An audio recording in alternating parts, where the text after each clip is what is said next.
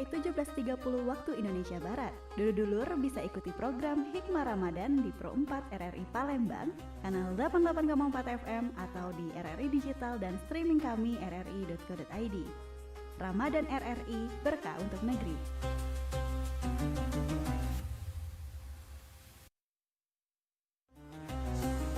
Dulur, sesaat lagi kita berada di acara Hikmah Ramadan Pro 4 RRI Palembang.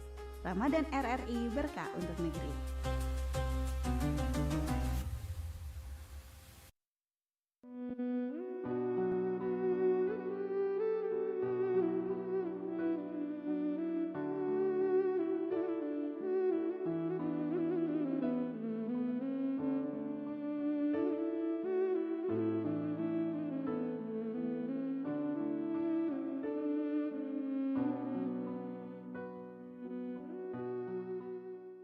Ya, 88,4 Suara Budaya Sumatera Selatan dulu mendengar di mana berada. Kita lanjut kembali dalam rangkaian program acara Hikmah Ramadan ya pada sore hari ini bersama Ustadz Setiawan ya, Muhammad Setiawan maksud kami SHMH, dengan topik kajian pada sore hari ini tentang beriman kepada kodo dan kodar. Di studio sudah ada Ustadz kita yang akan memberikan kajian awal untuk sore hari ini. Langsung baik kita menyapa beliau ya. Halo, Assalamualaikum. Assalamualaikum warahmatullahi wabarakatuh. Iya. Apa kabar Ustadz? Alhamdulillah baik. Iya, ini yang masuk yang ke-11, hari ke-11 Ustadz. Iya, hari ke-11 hari ini. Iya, dan tema pada sore ini beriman kepada kodo dan kodar. Qadha dan qadar ya benar. Silakan Ustaz, ini kayaknya teleponnya berandering tapi kita tahan dulu ya. Iya. Kita paparan dulu dikit ya. Iya. Silakan Ustaz. Bismillahirrahmanirrahim. Assalamualaikum warahmatullahi wabarakatuh. Bismillah walhamdulillah wassalatu wassalamu ala Rasulillah wa ala alihi wa sahbihi wa ahli sunnatahu wa jama'atahu min yauminan hadha ila yaumin nahdah. Wa ba'du, para pendengar, para pemirsa Radio Republik Indonesia Pro 4, kaum muslimin muslimat dimanapun berada, yang insyaallah senantiasa dirahmati dan dimuliakan oleh Allah Subhanahu wa taala. Pertama, kita bersyukur kepada Allah Subhanahu wa taala petang hari ini di hari ke-11 pada hari Selasa tanggal 11 Maret 2025 Miladiah, bertepatan dengan 11 Ramadan 1446 Hijriah. Kita bersyukur kepada Allah Subhanahu wa taala dalam keadaan sehat walafiat, dalam keadaan sempat di petang hari ini jam 5 sore sampai ke setengah 6 lebih kaki, kita dapat mendengarkan kajian-kajian seputar berbagai disiplin ilmu agama Islam yang dibingkai dalam program Hikmah Ramadan di RRI Pro 4 ini, dan juga kaki lanjutkan dengan dialog. Setelah kita bersyukur kepada Allah Subhanahu wa taala, maka marilah bersama-sama kita mengucapkan salawat dan salam kepada baginda kita Nabi Muhammad sallallahu alaihi wasallam. Selawat dan salam tersebut juga kita kirimkan kepada para keluarga, para sahabat dan para umat beliau, dan semoga dengan kita senantiasa bersolawat kepada beliau kagek di yaumul mahsyar, Allah melalui baginda Nabi Muhammad sallallahu alaihi wasallam akan memberikan syafaatul uzmah atau syafaat yang paling agung kepada kita sebagai umatnya, dan itu yang kita harapkan kagek. Semoga Allah kagek memang benar memakbulkan permohonan kita itu. Amin, Allahumma amin. Para pendengar, para jamaah kaum muslimin muslimat RRI Pro 4 yang insyaallah senantiasa dirahmati dan dimuliakan oleh Allah Subhanahu wa taala. Hari ini kita masih mengkaji terkait rukun iman, khususnya rukun iman yang terakhir atau yang nomor 6, yakni beriman kepada qada dan qadarnya Allah Subhanahu wa taala. Di dalam suratul Qamar ayat ke-49, Allah berfirman, a'udzubillahi minasyaitonirrajim, inna kulla syai'in khalaqnahu biqadar. Sesungguhnya kami menciptakan segala sesuatu menurut ukuran. Jamaah ini dimuliakan oleh Allah Subhanahu wa taala. kita wajib meyakini secara ilmul yakin, ainul yakin dan hakul yakin bahwasanya kita percaya sepenuh hati dengan qada dan qadarnya Allah Subhanahu wa taala terhadap kita. Nah, lalu ketika kita bicara iman kepada qada dan qadar, maka kita harus paham dulu apa itu qada dan qadar. Kalau kita bicara qada, artinya kehendak atau ketetapan atau ketentuan dari Allah Subhanahu wa taala kepada seluruh makhluk-makhluknya yang ada di alam semesta, yang itu sudah dia gariskan dan sudah dicatatkan di Lauhil Mahfudnya, baik yang telah berlalu, sedang berlalu atau akan datang. Nah, jadi contohnya apa? Qadanya Allah ini. Qadanya Allah ini sesuatu ketentuan yang itu sudah dibuat oleh Allah skenarionya dan itu tercatat di Lauhil Mahfud dan tidak katik satupun makhluk yang tahu, baik nabi maupun malaikat, kecuali Allah Subhanahu wa taala. Nah, kita tahan dulu sampai situ. Lalu, apa itu qadar? Qadar itu adalah ketentuan Allah yang sudah menjadi kenyataan atau proses terjadi sesuatu sesuai menurut qadanya tadi. Nah, jadi jamaah ini muliakan Allah Subhanahu wa taala, itu secara terminologi. Sekarang akan kita kaji dan akan kita kupas secara sederhananya dulu. Jadi kalau qada, segala sesuatu baik sebelum, sedang berjalan atau akan datang yang sudah dibuat oleh Allah skenarionya dari A sampai ke Z, dari 0 sampai ke 9, itu sudah dirancang dan didesain oleh Allah sedemikian rupanya, baik buruknya, yang itu disimpan oleh Allah di Lauhil Mahfud. Jadi barang ini belum terjadi, itu disebut qada. Nah, ketika desain ini tadi Allah tetapkan untuk manusia, misal untuk kami, untuk Cik Wan, desainnya hidupnya Cik Wan ini dari lahirnya sampai ke detik ini, sampai ke saat ini, itu dimanifestasikan atau diimplementasikan atau dijadikan oleh Allah kepada hidupnya Cik Wan tadi.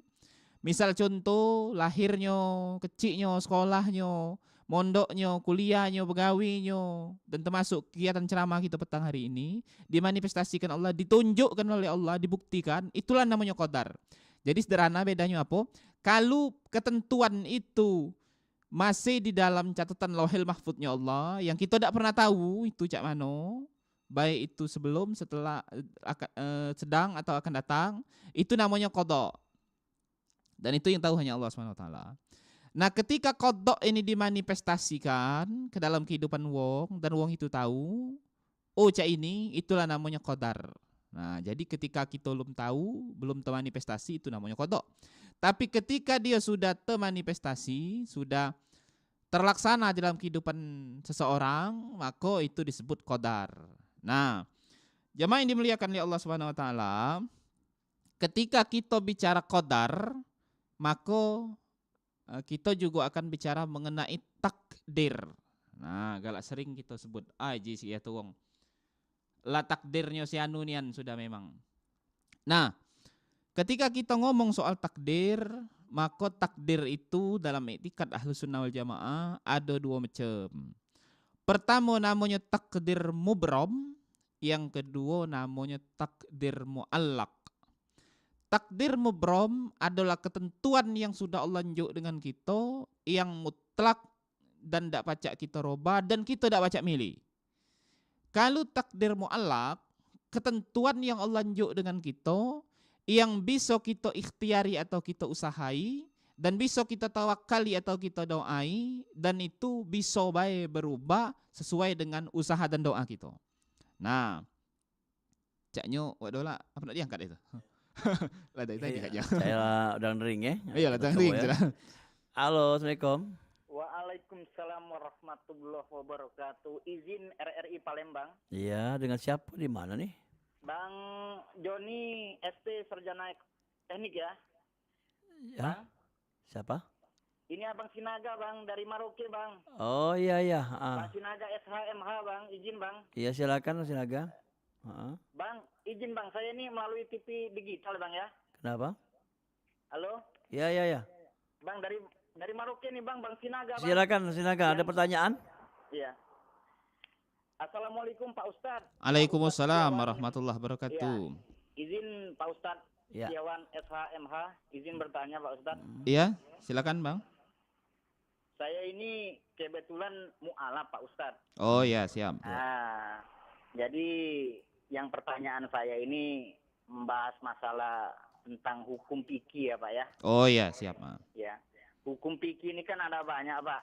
Ada fikih pidana, ada fikih hukum, ada fikih hukum perbankan, Ya. ada fikih hukum tata negara kan. Mm-mm. Nah, semuanya ada fikih kan. Ya, benar. Jadi yang saya pertanyakan ini Pak, kebetulan saya ini insya Allah kalau tidak ada halangan dan tidak ada rintangan, di tahun 2025 ini saya dan ibu saya akan menunaikan rukun Islam yang kelima. Oh ya, Alhamdulillah. siap. Nah, Alhamdulillah. tetapi yang jadi masalah ini kami menunaikan rukun Islam yang kelima ini haji plus menggantikan posisi orang lain, Pak. Mm-mm. Nah, jadi pertanyaannya begini, Pak. Kalau saya ini mengaji mohon izin, Pak. Baru Iqra 5, Pak. Ya, Mm. Nah, yang penting kita ada lebih niat. baik jujur-jujuran aja. Yang kan? penting ada niatnya, Pak.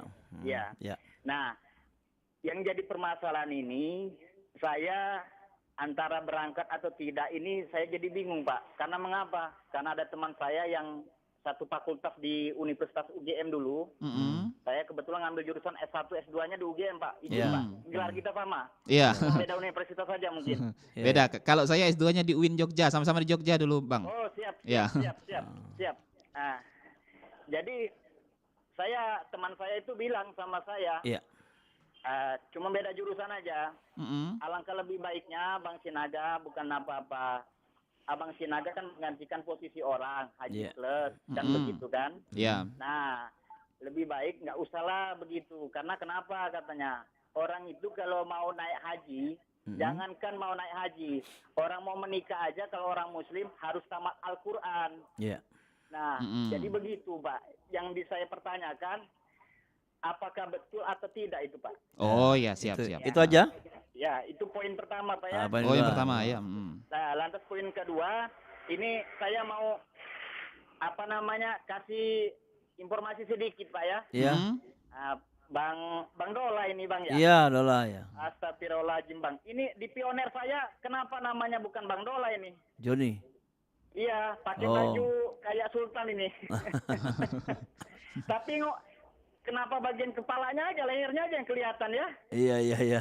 Badannya enggak ini Bang. Di Masuk mana? enggak Bang itu Bang di data Bang? Yang mana?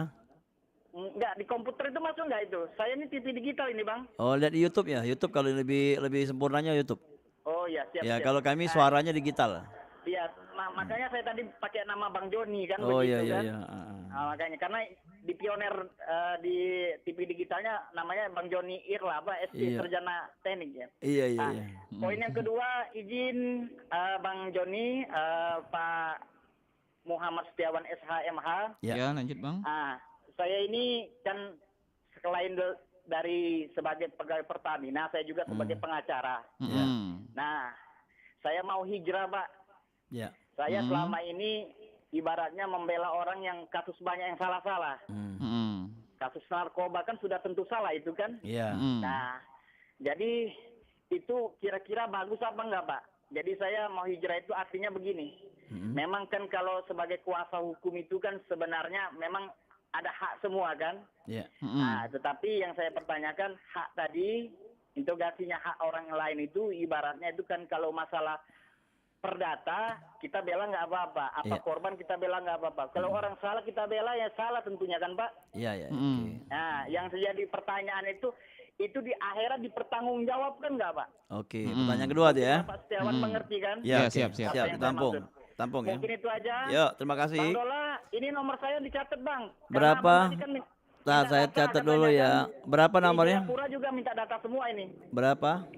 0812, Bang. 14 14 34 34 02 02 47. 47. Oke. Saya Ya. ulangi ya. Ya. 0812 Ya. 14 34 02 47. Ya, terima kasih Bang. Terima kasih banyak Pak Yuk. Ustadz. Ya, sama-sama, Eh, Bang. Izin, terima kasih Bang Dola. Ya, sama-sama. Ya, sama-sama. Kami juga terima kasih pertanyaannya. Wassalamualaikum warahmatullahi wabarakatuh. Waalaikumsalam warahmatullahi wabarakatuh. Waalaikumsalam warahmatullahi wabarakatuh. Silakan Ustaz, mungkin paham Ustaz? Ya, paham. Ya, silakan. Izin Pak Dola, saya menggunakan bahasa Indonesia saja karena Ya, beliau ya. jauh di timur Boleh, daerah boleh. kita, jadi tidak menggunakan bahasa Palembang. Ya. Jadi pertama terima kasih Bang Sinaga atas pertanyaannya, dan alhamdulillah saya pribadi sebenarnya agak sedikit haru ketika tadi beliau mengatakan beliau baru menjadi saudara kita yang seiman dan seislam serta seagama. Semoga kita doakan beliau ini saudara kita Bang Sinaga yang aslinya Medan, yang saat ini lagi di Merauke, lagi berprofesi di Pertamina kata beliau tadi. Kita doakan semoga beliau istiqomah dalam beragamanya, dan semoga juga beliau Allah senantiasa berikan kebarokahan rezeki yang melimpah, amin Allahumma amin. Salam kenal Bang, kami juga dari dari UIN Jogja dulu S2-nya, S1-nya di UIN Palembang, dan juga kita sama-sama bergelar akademis yang mengarah kepada hukum. Nah, dan kita juga pernah menuntut ilmu di tanah yang sama. Jadi saya sudah nangkap dari 2 poin yang beliau diskusikan atau beliau tanyakan kepada kita. Pertama, saya mengapresiasi beliau tadi, kata beliau dalam mengajinya sudah berusaha untuk bisa membaca Al-Quran dengan baik dan benar. Lanjutkan itu Bang, semoga insya Allah nanti kelak qiraah tilawahnya menjadi lebih baik ke depannya. Dan juga kata beliau berusaha untuk memenuhi setiap sendi-sendi ibadah dari rukun-rukun agama. Nah, pertama terkait pertanyaan beliau tadi yang menyatakan bahwasanya beliau alhamdulillah walaupun kotanya adalah kota orang, jadi beliau dapat rezeki kota tahun ini akan menunaikan rukun Islam yang kelima, yaitu menunaikan ibadah haji. Secara fikih, rukun Islam yang kelima ini wajib ditunaikan ketika 4 rukun sebelumnya itu sudah terlaksana dengan baik dan benar. Jadi dalam artian rukun dan syarat ataupun setiap ibadah yang 4 ini tadi, syahadat, salat, zakat, puasa, itu sudah dilaksanakan dengan baik, maka kewajiban yang kelima ini datang kepadanya, kepada seorang mukallaf apabila seorang itu mampu dalam berbagai perspektif, ekonomi, mental, fisik, dan lain sebagainya. Dan saya yakin kalau Bang Sinaga tadi insya Allah secara kemampuan yang dalam tanda kutip dimaksud untuk ibadah yang kelima ini tadi sudah terpenuhi dalam hal itu. Nah, adapun mengenai mengaji itu dilanjutkan. Kalau dalam secara perspektif fikih, seseorang itu melaksanakan ibadah haji itu ketika rukun yang sebelumnya itu sudah terpenuhi dengan baik, sudah terlaksana dengan baik maksudnya itu, dan juga ia wajib untuk memahami dan mengerti mengenai fikih babul haji. Artinya ada fikih tersendiri yang khusus, dia sebenarnya tergolong dalam fikih ibadah, tapi karena dia termasuk sub fikih dari fikih ibadah, makanya disebut sebagai fikih haji atau babul haji, termasuk juga umroh di dalamnya kan. Nah, ketika mungkin Bang Sinaga insya Allah 4 ibadah sebelumnya sudah clear, maksudnya itu sudah istiqomah berada di dalamnya dengan syarat dan rukun yang ada, walaupun baru bergabung dengan kita, ketika ia babul hajinya bagus nanti, baik itu belajar di dalam manasik KBIH maupun di luar, itu dipertajamkan lagi. Dan juga diselingi dengan pembacaan Al-Qur'annya yang baik ini tadi. Nah, maka yang bisa menimbangnya nanti apakah baik berangkat atau tidaknya itu hanya Bang Sinaga sendiri sebetulnya. Kenapa begitu? Karena begini, kalau kita melihat realita kita di negara saat ini yang kuota tunggu hajinya itu sangat lama, bahkan 20 tahun lebih untuk reguler, walaupun dia non reguler juga itu juga ada pertimbangan, maksudnya itu ada pembiayaan dan lain sebagainya yang tidak sedikit.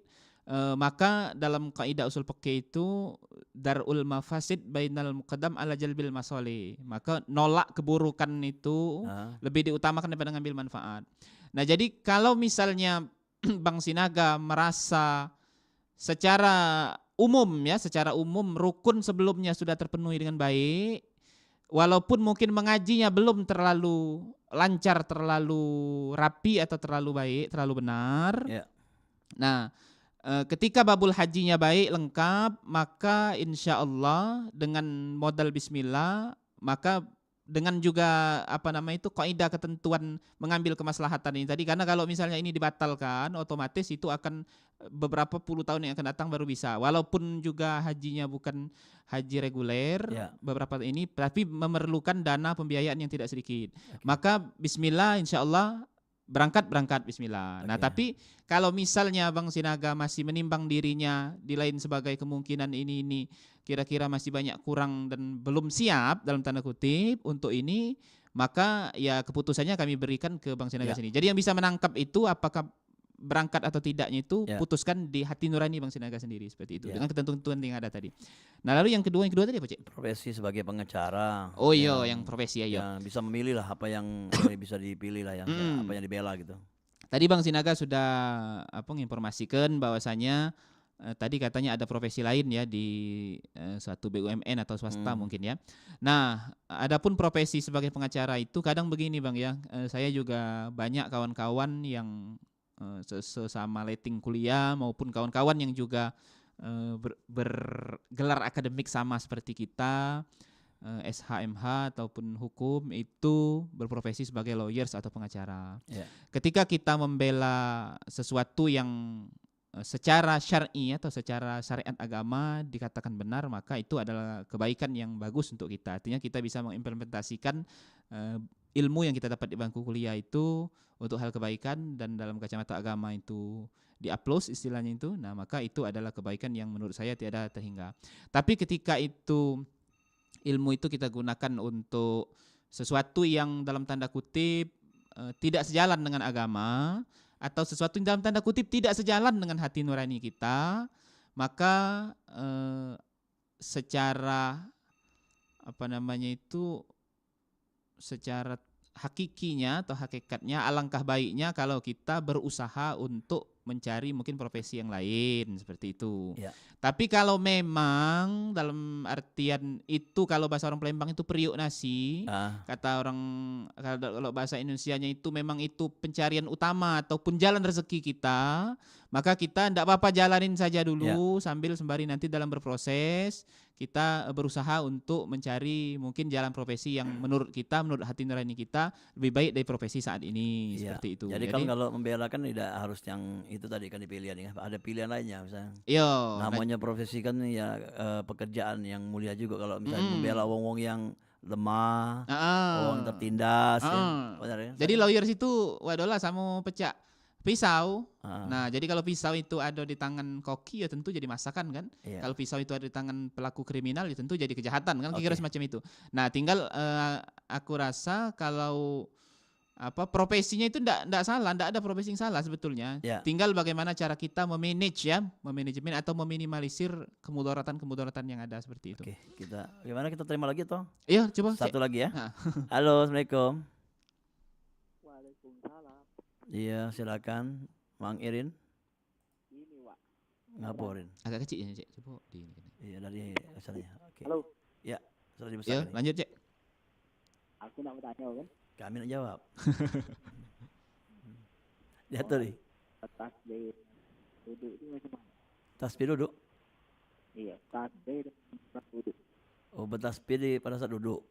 Oh, sholat pas duduk. Oh, pas sholat pas duduk. Iya, sholat duduk dan sholat tasbih. Sholat tasbih? Iya. Oh, sholat sunat wudhu sama sholat sunat tasbih itu, Cek ya? Iya. Oh iya, oke. Oke, lanjut. Itu bagaimana caranya? Caranya atau niatnya bagaimana kan? Baik dalam bahasa Indonesia maupun dalam bahasa Arab. Boleh tak dijelaskan kira-kira? Siap. Catat ya, diingat ya. Oke. Ya. Terima kasih. Yo, terima kasih sama Rin. Waalaikumsalam warahmatullahi wabarakatuh. Silakan Ustaz. Terima kasih Cik Erin, pertanyaannya mengenai sholat sunat wudhu dan sholat sunat tasbih. Wak Dola, pertanyaan ini kita save baik. Kage mungkin ke kontak Cik Erin atau kage kami informasikan, karena itu penjelasannya agak terlalu panjang dan terlalu ini kan. Iya, tapi karena intinya, itu mengenai mungkin ada intinya. Nah intinya sholat sunat wudhu itu bagus karena dia disunnahkan setelah kita ambil wudhu ngawikan sholat. Nah setelah sholat sunat tasbih itu juga bagus adalah sholat sunat yang isinya itu banyak pujian-pujian kepada Allah SWT. Demikian sholat itu tasbih itu kan. Memang banyak membaca pujian-pujian, bukan salah baca apa? Tasbih, subhanallah itu nah. Oh, iya. Jadi dia ada ketentuan hitungan dan lain sebagainya. Begitu juga dengan pelaksanaannya itu tadi. Itu agak panjang itu. Nah kakek kita informasikan baik kakek pertanyaan mengujuk dulu tentang awabin kan sholat sunat awabin. Irin, kalau ada datanya kakek setelah selesai acara boleh telepon sini sebentar ya. Iya. Dan itu juga kan minta nomor kontak ya. Kakek minta nomor kontaknya Pak Dua lagi kita informasikan ke Irin ya kan mengenai sholat ini tadi. Oke, lanjut. Ini kita terima lagi atau kita jelaskan dulu Kita jelaskan dulu Ini ceknya agak terpotong. Iya, panjang ya. Iya. Diatur. Nah, jadi balik ke takdir tadi bahwasanya takdir itu ada dua, ada namanya mubrom, ada namanya muallaq. Kalau takdir mubrom itu adalah takdir yang tidak baca jerobah lagi. Apa contohnya jenis kelamin adalah. Ya, benar. Nah, kalaupun ada operasi itu sudah merubah takdir namanya. Benar. Ada apa lagi? Kita tidak baca milih dari lahir dari umat bapak siapa. Ya. Nah, makanya itu takdir sudah. Itu takdir itu mubrom. Tidak baca jerobah. Nah, maka kami tidak ada sepakat kalau ada yang ngatakan anak hasil hubungan zina itu dikatakan anak yang tidak benar. Tidak kata itu dia tidak baca milih, bukan dia baca milih. Nah, jadi maka benar kata Nabi itu kullu mauludin yuladu alal fitrah. Setiap yang lahir itu suci. Nah, kalau baca ada kita milih lahir dari apa anak menteri dah. Iya. Kalau baca milih hebat lah ya. Anak hebat lah. Tidak lahir di sakon ke tabati dah. Iya. Kira-kira itu tidak baca di roba. Tapi syukurilah itu. Nah, tapi tugas kita ya sebagai hamba yang dikongkon oleh Allah untuk bersyukur, maka syukuri setiap yang ada. Iya. Nah, ada takdir itu namanya muallaq. Takdir yang masih pacak berubah. Pacak berubah karena apa? Karena usaha dan karena doa kita aja. Iya. Karena syariat dan karena tawakal kita. Nah, apa itu? 4. Bala, jodoh, rezeki, maut. Bala artinya kalau motor tulah bagus mesin, kita tak duga-dugalan tengah jalan sesuai dengan rambu-rambu yang dibuat oleh pemerintah, maka insya Allah kecelakaan itu lebih meminimalisir. Kalaupun masih ada kecelakaan, berarti memang sudah kodoknya tadi catatannya ada kecelakaan. Jodoh, lah dicari, lah dijingok, cak mano agamanya, cak mano keluarganya, cak mano pendapatannya dan lain sebagainya. Lah klop di antara kedua belah pihak besan calon ini tadi, tapi ternyata pas di tengah jalan dapat masing-masing yang lebih baik, maka bukan takdirnya, berarti kodoknya tadi memang dia berdua bukan ditakdirkan untuk berjodoh. Rezeki itu juga kadang lah kita peloi segala seleksi, lah kita peloi segala tes, lah sudah bagus, sudah secara syariat lah dipelajari dengan baik, lah doa lah segala dipanjat ke, tapi ternyata masih tidak masuk, berarti memang kodoknya tadi, takdir ini tadi bukan untuk di situ jalannya. Nah, begitu juga dengan kematian. Kematian itu ketika syariatnya sudah jalan, ketika doanya, tawakalnya sudah jalan, maka kematian itu memang kodoknya tercatat tapi tetap dengan usaha kita. Ada wong itu kadang yang sudah dinyatakan meninggal dunia tapi denyut detaknya masih ada, karena saat ini teknologi lah canggih ini kategori meninggal itu kadang walaupun wong lah sudah terkapar tapi detaknya waktu dipasang scan alat di rumah sakit itu masih ada, artinya dia belum meninggal kan.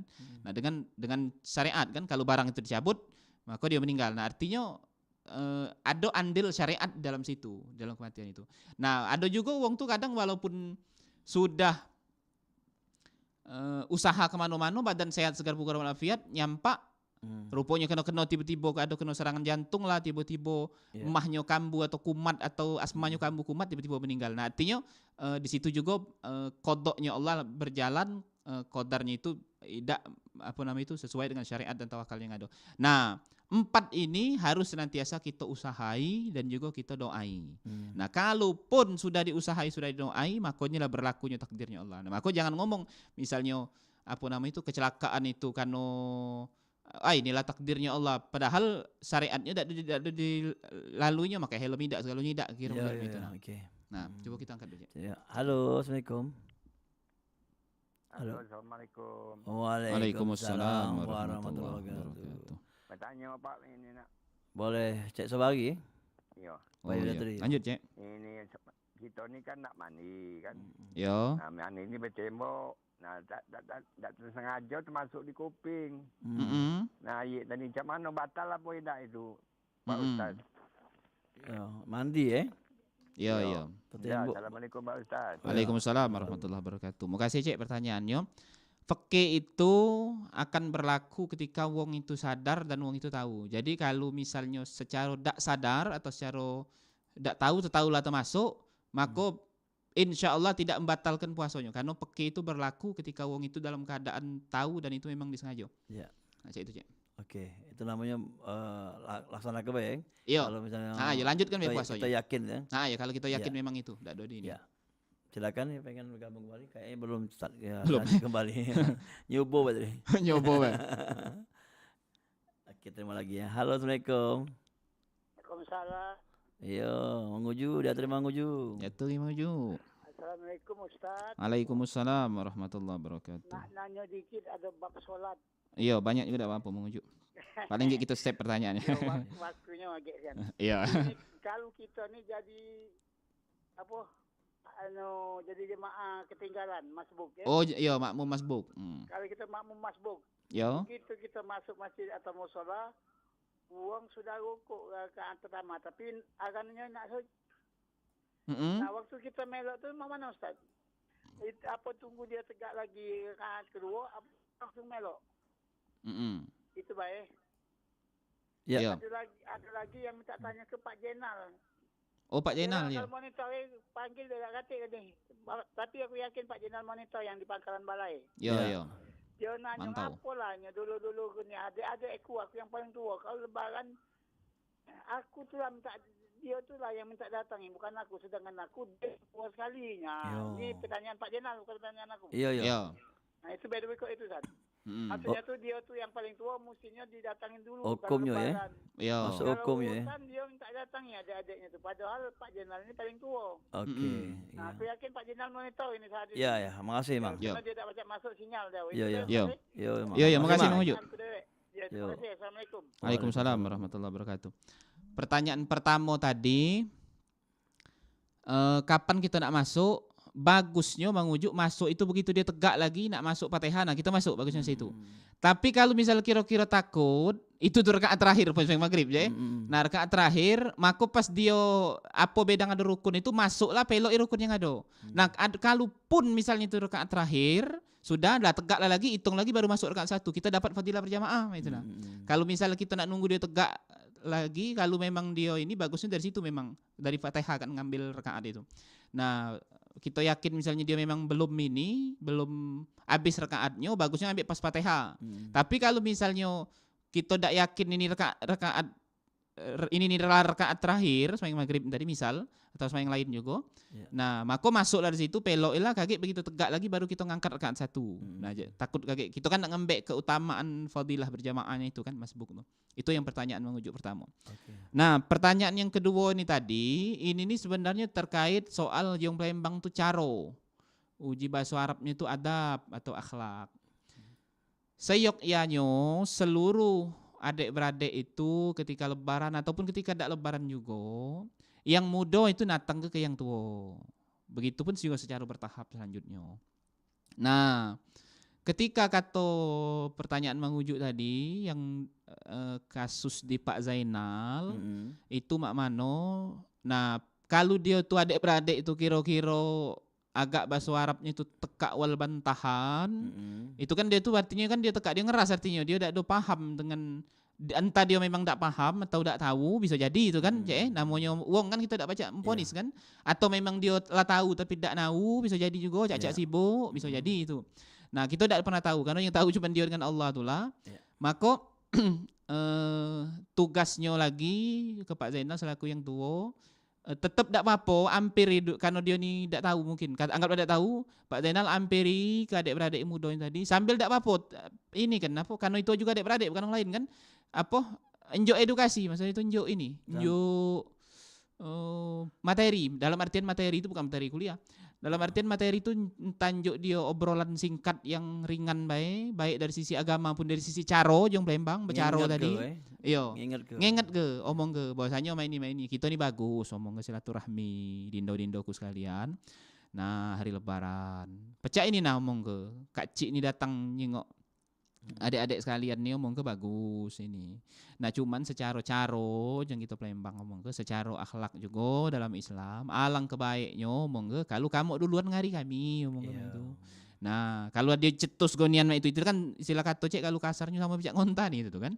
Nah tapi ini secara baik kan caranya secara lurus. Karena yo dia mungkin tidak tahu atau tidak tahu tadi kan adik-adik tadi. Nah kalau lah dima itu kan masih tidak ini juga ya mengujuk sebagai saudara, sebagai dulur itu tidak katik salahnya lagi. Tapi secara sebagai sesama muslim itu tidak katik istilah habis untuk memperingatkan kepada sesama.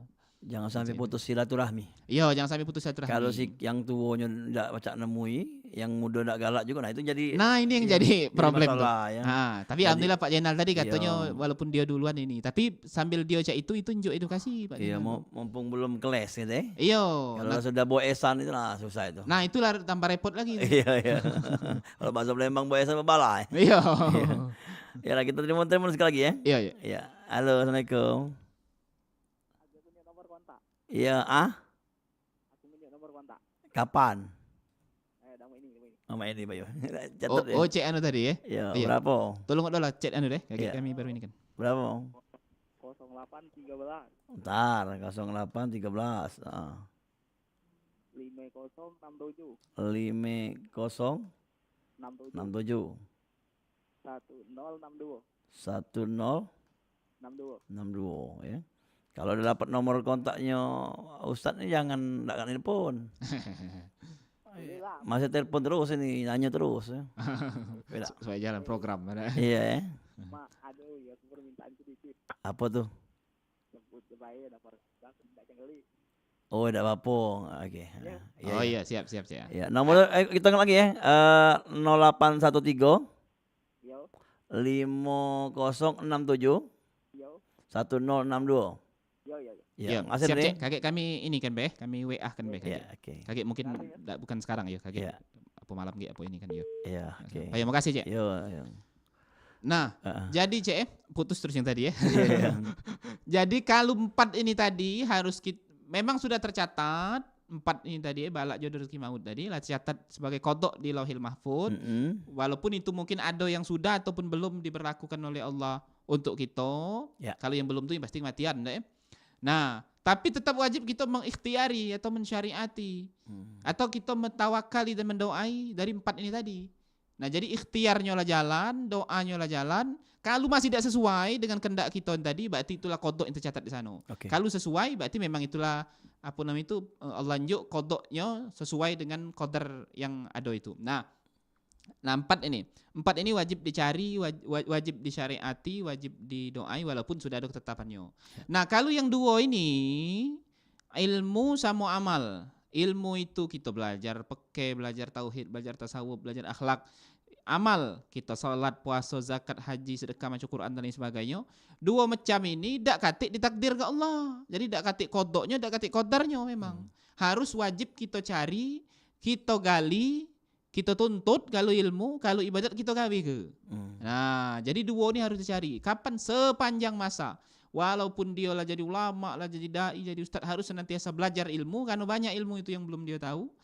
Nah, dan juga ibadah itu juga begitu kita sudah istiqomah, sudah banyak secara kualitas dan kuantitas beribadah, maka harus senantiasa kita perbanyak lagi. Nah, 2 ini bekal yang bakal kita bawa yang tidak katik kodok dan kodarnya. Wajib kita cari, wajib kita tuntut, wajib juga kita syariati dan kita doai. Nah, ilmu dengan amal. Nah, ini menjadi bekal besar kita kakek yang tidak katik ketentuan dan ketetapannya, tapi wajib kita cari dan kita gali serta kita gawikan. Nah, jemaah yang dimuliakan oleh Allah Subhanahu wa taala, maka ketika kita berbicara atau ngomong soal beriman kepada qada dan qadar, jadi intinya adalah dari rukun iman ke-6 ini, kita sebagai wong yang berislam dan beriman bahwasanya masih nak tangkap dia. Oke. Mana? Oke. Kayaknya sudah di penghujung nih, Oh, di kode-kode. Iya, lalu kode-kodean sudah kejengok tadi. Ya 45, ya menit 45 kita akan bergabung si persatu. Oh iya, siap. Nah, jadi karena 2 menit lagi, maka mohon maaf mungkin agak di lain kesempatan dulu sekalian bisa nelpon lagi. Nah, karena ini sudah mepet waktunya tinggal 2 menit lagi, kita akan akhiri dulu Cak yo. Closing statement kita pada rukun iman yang ke-6 pada petang hari ini adalah artinya kodok kita masing-masing sudah ditetapkan oleh Allah dengan skenario terbaiknya dan tidak mungkin baca berubah dan tidak sama satu dengan yang lainnya. Nah, adapun kodarnya, implementasinya pada diri kita, ada yang mungkin sudah semacam balak dengan rezeki, nah jodoh dengan maut mungkin ada yang belum, tapi pasti maut bagi kita yang belum. Ya seluruh manusia kalau masih mendengar artinya maut belum datang. Nah, maka tugas kita adalah untuk mensyariati atau mengusahai setiap gawe-gawe ini. Nah, dan juga mendoai, mentawakali setiap gawe-gawe ini. Ketika sudah disyariati, sudah tawakali dua macam ini, maka tidak sesuai dengan yang kita harapkan, maka itulah berarti kodoknya Allah. Ketika sesuai, berarti kendak kita dengan skenario Allah, kodok dan kodan tadi sejalan. Nah, tugas kita ketika kita bicara soal ilmu dengan amal, maka ini bukan masuk kodok dan kodarnya Allah. Ini masuk dalam usaha kita, maka tugas kita untuk mencari, menggali, menuntut ilmu sebanyak-banyaknya, dan tugas kita untuk menambah, mengistiqomahi baik secara kualitas maupun kuantitas seluruh ibadah-ibadah kita dan amal-amal kita. Dan semoga dengan keberkahan bulan Ramadan ini ilmu dan amal kita senantiasa bertambah. Semoga materi yang singkat ini dapat menjadi ibrah bagi kita galo-galo. Dan menjadi pelajaran setelah dapat kita amalkan. Amin Allahumma amin. Kami selaku narasumber mohon maaf apabila ada khilaf dan salah, kepada Allah mohon ampun. Terima kasih galo-galo. Wal afu minkum wallahul muwaffiq ila aqwamit thoriq. Assalamualaikum warahmatullahi wabarakatuh. Waalaikumsalam warahmatullahi wabarakatuh. Terima kasih Ustaz memberikan paparan juga jawaban-jawaban dari pertanyaan pendengar, dan kita akan undang kembali di esok hari dengan berbeda tema itu ya. Iya, siap. Yang sama-sama. Terima kasih dan sampai ketemu di lain kesempatan. Assalamualaikum warahmatullahi wabarakatuh. Waalaikumsalam warahmatullahi wabarakatuh.